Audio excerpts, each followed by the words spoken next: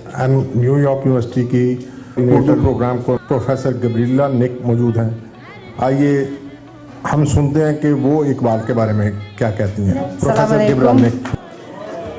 جی صاحب شکریہ یہاں ہمیں بلانے کے لیے. میں ابھی واشنگٹن ڈی سی سے آئی ہوں, تو میں آپ کو ایک الگ بات بتاؤں گی.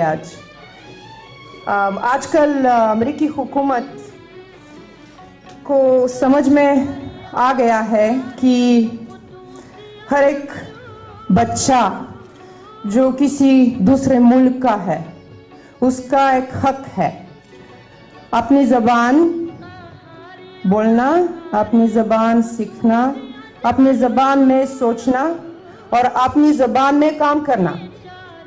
تو اسی لیے جب ہم ایسے ایونٹ میں آئے ہیں جہاں ہمیں کسی انٹلیکچوئل کو منانا ہے, تو ہمیں یہ سمجھنا چاہیے کہ جب ہمارے ایسے لوگ, بڑے لوگ, مہان لوگ ہمارے ملک میں ان کی پیدائش ہوئی ہے, تب جب ہم ان کو مناتے ہیں ہمیں صرف اپنی کمیونٹی میں نہیں منانا ہے, ہمیں باقی لوگوں کو بھی سمجھانا چاہیے کہ وہ کیوں بڑے ہیں, کہ ان کو کیوں ان کے بارے میں جاننا چاہیے.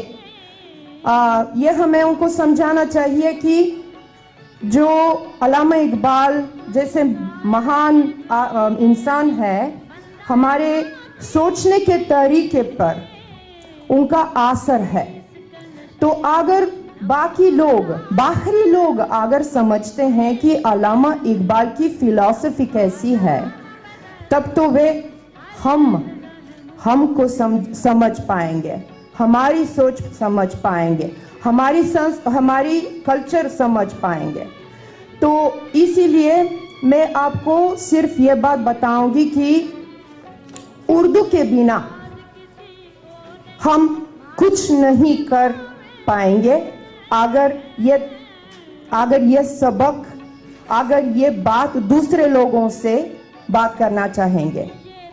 اردو کے بغیر ہم یہ کام نہیں کر پائیں گے, اپنے بچوں کو کبھی نہیں سیکھ پائیں گے کہ ہمارا ملک کی, ہماری کلچر کیسی ہے.